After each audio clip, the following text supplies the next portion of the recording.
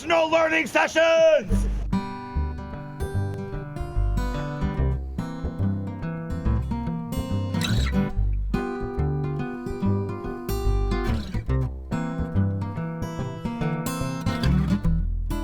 What we're going to do is a little journaling exercise that's going to help us slow down and find something really, really amazing just in this much space. We're going to have 11 minutes in which I'm going to ask each of us to document, to describe, to draw, to diagram, to record as much information as you can about this little piece of branch that you're holding in the middle of your page.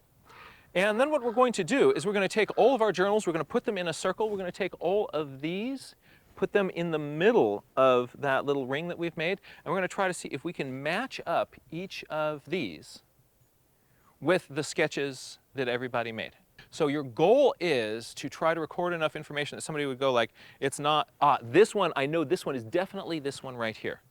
And here's why. All right? And if somebody's able to take this and put it on your journal, you are successful.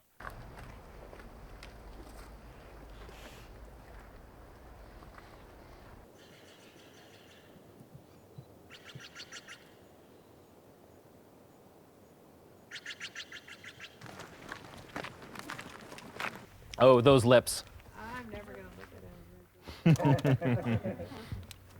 Place your actual branchlet carefully in the center. You're going to take your journal page and put it somewhere around the circle, not in front of you, making an inner ring.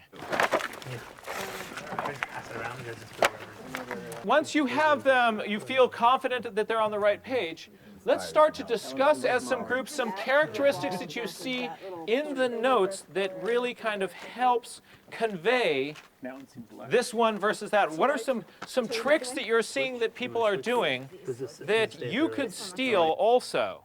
I love the description of this cone, a bunch of mini sets of lips. 'Cause the second I looked at it, I was like, that's exactly what it looks like. From what you just saw, are there any things that you can start to incorporate into your own personal note-taking that will help you bring your level kind of note-taking to a little higher level? They described one small section, how it had turned white, and that right there is all I need. That one small descriptive, that one small spot. Solve the mystery. So you don't have to go into detail of everything. You don't have time to. Probably have a little more time.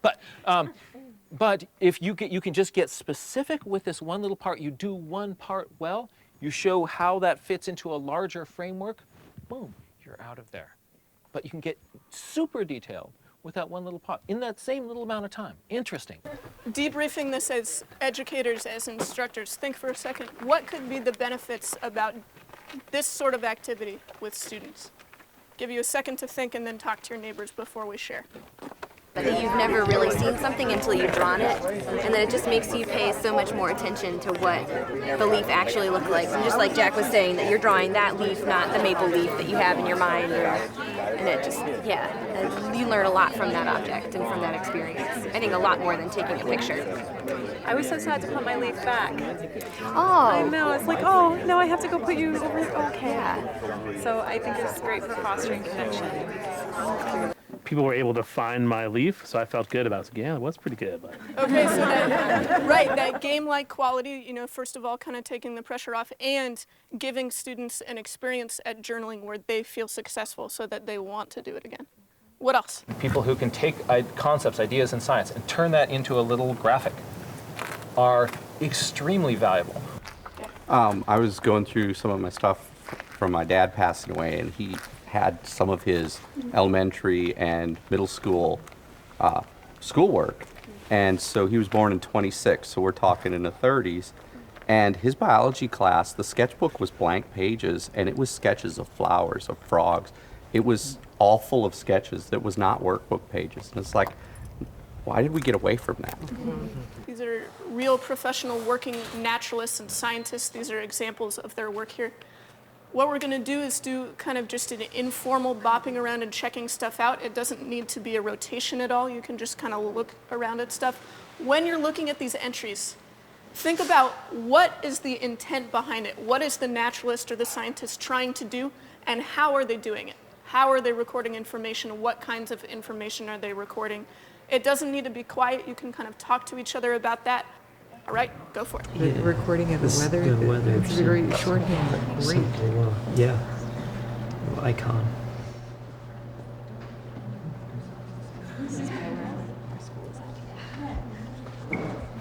We don't ask for them to literally write the questions that come from this observation. That maybe would make the journal be more useful. So what did folks pick up on? What were these naturalists trying to record? How are they recording that information?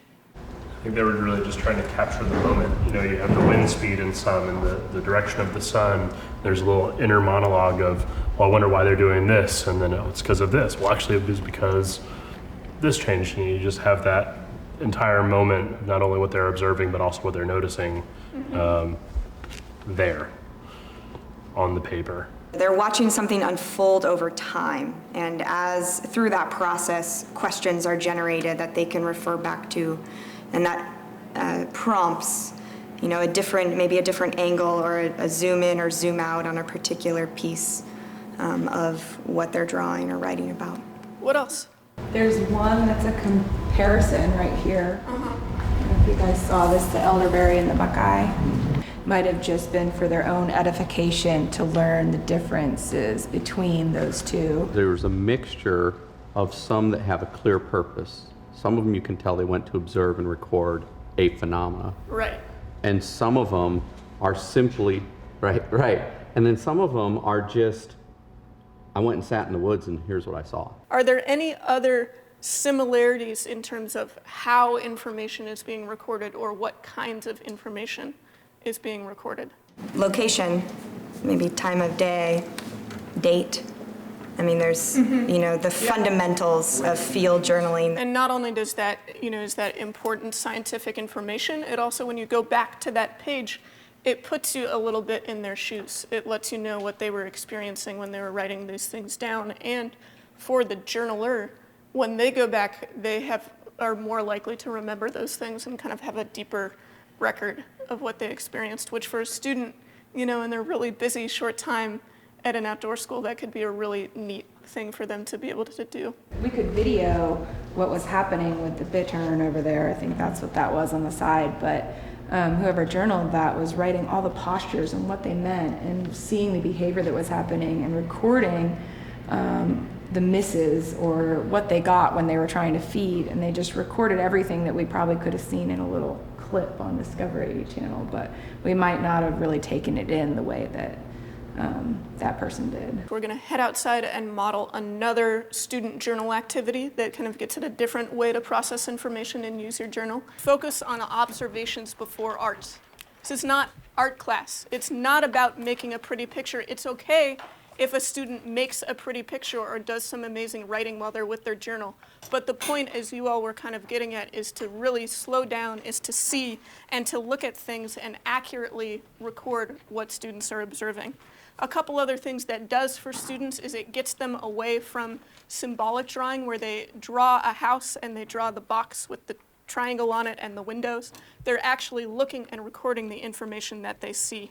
And another thing is it kind of puts the students who are worried about being drawers or being good at art, it takes them off the hook, because it's not about that. It's about recording all this information. It's about being a scientist and recording what they see.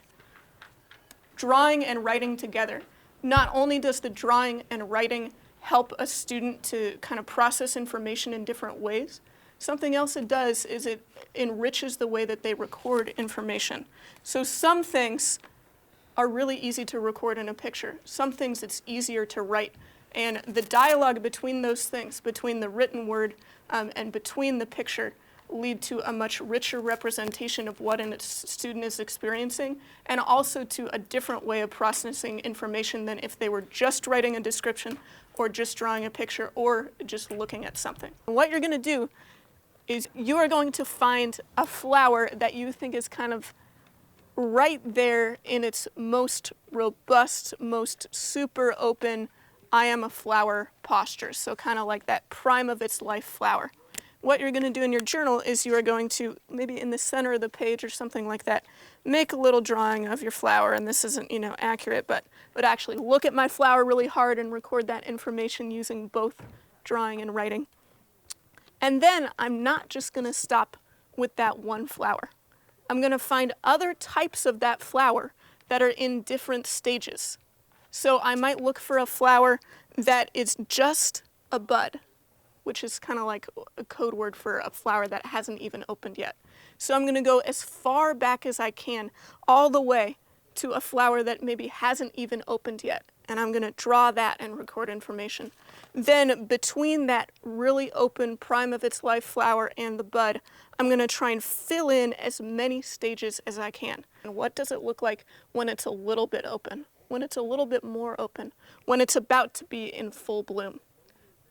Then I'm going to do the same thing where I move in the opposite direction, where I go forward from that flower, and then I start to look at what it looks like as its petals start to wither, as the petals start to fall off.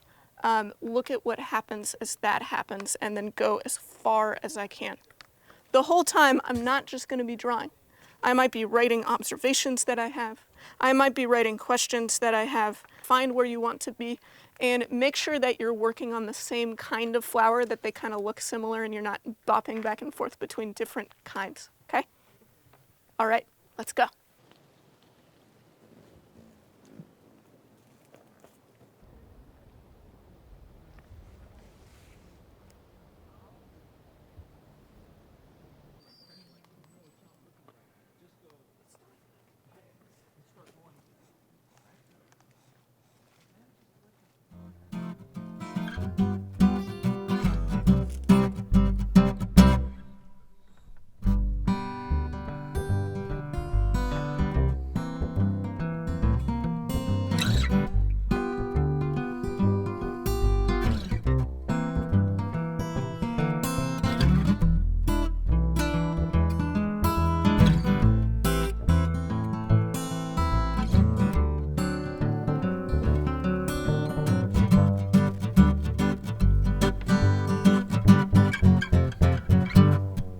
So there are some really specific ways to give feedback on student work that really helps to build their confidence and build their knowledge instead of making it harder for them and kind of a more vulnerable space for them. And so if you tell students it's not about making a pretty picture, and then you have everyone's journals out, and the first thing you say is you pick up a journal and you say, "Oh, what a pretty picture," then the student is going to react by knowing, "Oh, that was just a game, that was just a trick, you actually did care about the pretty picture." If you tell students, "I am looking for you to make accurate, detailed observations," then that's what you have to give feedback on. You have to reflect back to those students, how are you usefully processing information? How are you recording your observations? What kinds of observations are you making? And so while you're doing that, it's going to be really, really tempting, especially if you're in a large group of students, to move first towards the drawing that is prettiest. It's just kind of our human tendency. So you have to deliberately and intentionally not do that. What we're going to do, we're going to lay out our journals and practice giving some feedback to student work.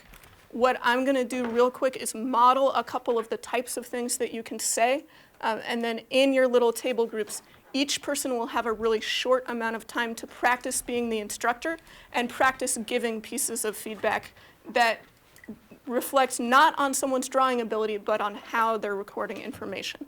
So things that I might say, if a student used a bunch of arrows to show what they were referring to, I might say, "Oh, it's really great that you put those arrows there. Now I know exactly what you're talking about." If a student wrote down an observation that I hadn't made about something, I might say, "Wow, I never would have noticed that spider crawling around your redwood cone if you hadn't written that down. I'm so glad you recorded that information." They put down the date and the time and the weather. I'm going to comment on that. I might comment on how they arrange the information on the page that makes it easy to read. So there's lots of different things that you can comment on that are not the pretty picture. If there is a specific observation that they have documented, you can also just be a mirror and reflect that back to them. I'm noticing that you noticed this. Good observation. If anyone is just super, super, super duper uncomfortable putting their journal out and having people see it, that's okay, but I encourage you to do so because it's really, really neat to see how different people process information. Nice job in recording the date and where you were, the sun, the weather, giving me a good idea about what we were experiencing out there. Not only just notes on descriptions, but you're using quantities of things, of how many petals. So if you wanted to go back to look and make sure that you ID'd this flower correctly, you can go back and do that. Great list of written observations to go along with or complement your picture. So you've got water droplets recorded. You know, you've got the positions of the fruits, which way they're hanging, the buds and the flowers face up, the fruits are hanging down. So let's say we were doing aquatics and a kid drew that as a fish. I would say that was not the assignment. How would you address that with the students? Some of you might have noticed when you were doing your journaling activities, I was circling around and, kind of checking in with you. And that can be a great opportunity for one-on-one interaction. It can also be a time where you look down at the student's journal and you see that they're not really engaging with something the way that you might hope they would be. And that's an opportunity to say, hey, let's look at this together. What are you noticing about the petals? Or with the fish example, what are you noticing about the colors on this fish? What do you see? Let's just look at the fish's head. What do you see about the fish's head?